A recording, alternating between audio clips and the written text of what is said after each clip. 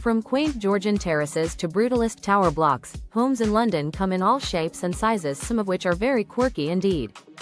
This bizarre structure, for example, which is located near Burgess Park in Walworth, is known as the Steel House. As you can see, it's built in and around a railway viaduct. Not too far away, in Kennington, stands this 10-story tall dwelling which was converted from an old water tower, the original purpose of which was to serve the former Lambeth workhouse.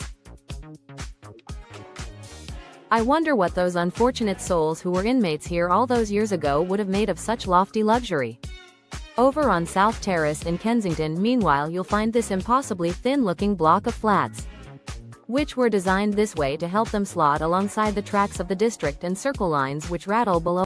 A number of other very scrunched-up properties can be seen shoehorned into tight spots around the capital. This house, for example, is on Goldhawk Road, whilst this one's on St. John's Hill, near Clapham Junction Station. It will come as no surprise to hear that these claustrophobic and, for what they are, ridiculously expensive properties are amongst the smallest homes in London. But which house is the smallest?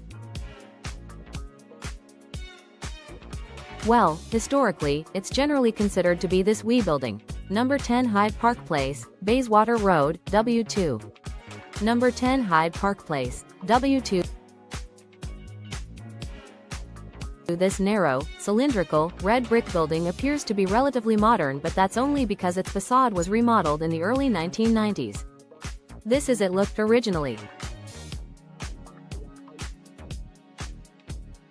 As for what it's like inside, that's anyone's guess. You can hardly ring the bell and ask for a nose around because, well, there isn't a buzzer, or a door handle, or even a letterbox for that matter. Just a coded lock and a small keyhole. Descriptions of the interior as it appeared in decades past do exist, though the best ones I've read date from 1913 and 1933, both years in which the property was up for auction. This is the 1913 account. Audio description of interior. The smallest house is really a tiny little retreat, built over a long passage between numbers 9 and 11. The passage is a cul-de-sac, but halfway along it there is an iron ladder, a kind of ship's ladder which can be climbed only with difficulty. The ladder leads to a single room. It is as wide as the passage and about 20 feet long. It has none of the fixtures of a modern house, but is lighted by a window which gives a most charming view of Hyde Park.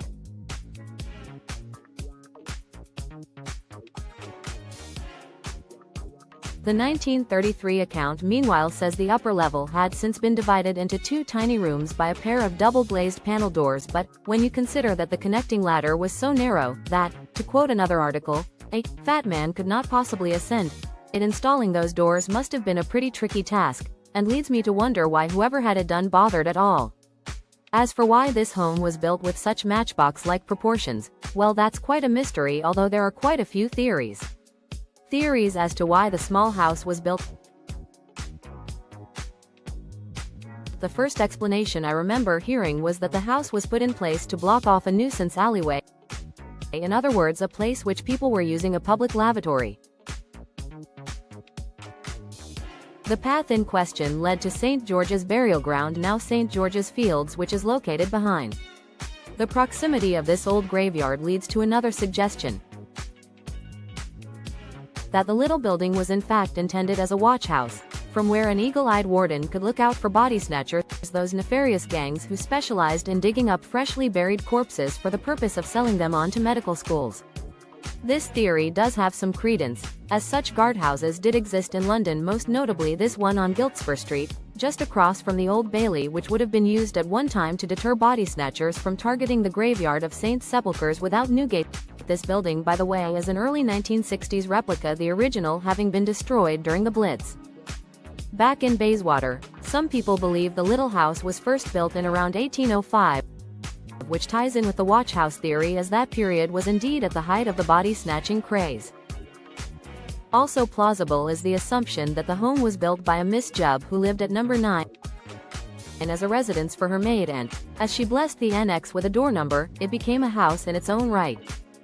If this is the case, then it's possible, as suggested in some accounts, that the wee home in fact dates from the late 1860s, the same decade in which the section of Bayswater Road called Hyde Park Place came into being. Before that it had been known as St. George's Terrace. There are two more theories about the little building which, to be frank, sound a lot more silly. The first of these reckons the house was built by a Scrooge-like miser, who'd inherited a fortune, but, as is often the case with such tales, had to abide by one unusual condition if he wanted to collect the money, the clause in this case being that he had to use part of the cash to build a property in London. Naturally, being so tight-fisted, the penny pincher kept his end of the bargain and had the last laugh, of course, by ensuring the house was made as small as possible. The final claim is that an old fellow lived here long before anyone else and was quite content with his cozy little cottage, so much so that when larger properties began to muscle in, he refused to budge, and that's how the dinky little building ended up being squeezed in between. Sounds like the plot for classic Pixar film, Up, doesn't it? Whichever way it came into being, the tiny house was a well-known oddity by the early 20th century. The early 20th century. In the summer of 1904, for example, one newspaper noted how drivers of the city's newfangled motor buses enjoyed pointing out the curiosity to their passengers. The same piece also mentioned that the building was, apparently, uninhabitable, despite having one of the finest positions in London. At around the same time, a legend developed amongst local children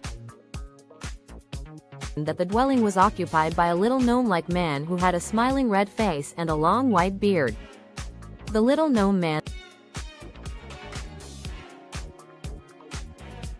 this mystical inhabitant would, it was said, only ever exit the building at the stroke of midnight, after which he'd enter Hyde Park and make his way towards Kensington Gardens, where he would apparently frolic about by himself on the Broad Walk. I have a feeling this bit of urban folklore may have been inspired in some way by the Elfin Oak, which is located close to the northern end of the Broad Walk. The Elfin Oak,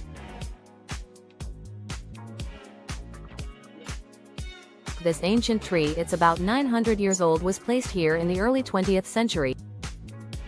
And if you look closely, you'll see it's full of little carvings of gnomes, elves, fairies and pixies. It really is rather charming. J. M. Barrie. London's smallest home also inspired the so-called Little House, which appears in J. M. Barrie's 1902 novel. The little white bird Barrie would have indeed been familiar with number 10 Hyde Park Place, as he lived a short walk away at number 100 Bayswater Road, which is on the junction of Leinster Terrace. The house has been up for sale on the few occasions in the past when number 10 was up for auction. It was always in conjunction with its neighbor number 9, as the two homes were classed as a pair, which I'd say lends weight to the idea that the small building intended to be servants' quarters. When reporting on the last auction, which occurred in 1933, it was said the little home had been unoccupied for about 15 years but had been maintained by the resident of number 9, the celebrated doctor and cancer specialist, John Lockhart Mummery, who had the door painted bright green, and ensured fresh flowers were always on display in a window box. I reckon he was using it as his man cave. The only official resident. The only person to have been officially recorded as a bona fide resident of number 10 Hyde Park Place was a Mr. Lewis Grant Wallace, who apparently vacated the property in 1941 after it suffered bomb damage.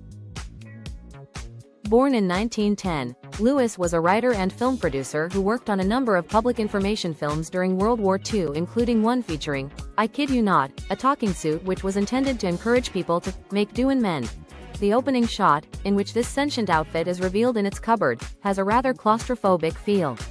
I wonder if it was inspired by Lewis' time at 10 Hyde Park Place?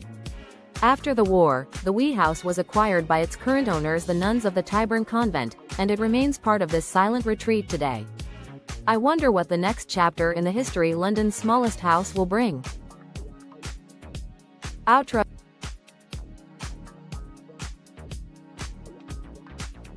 Thanks so much for watching.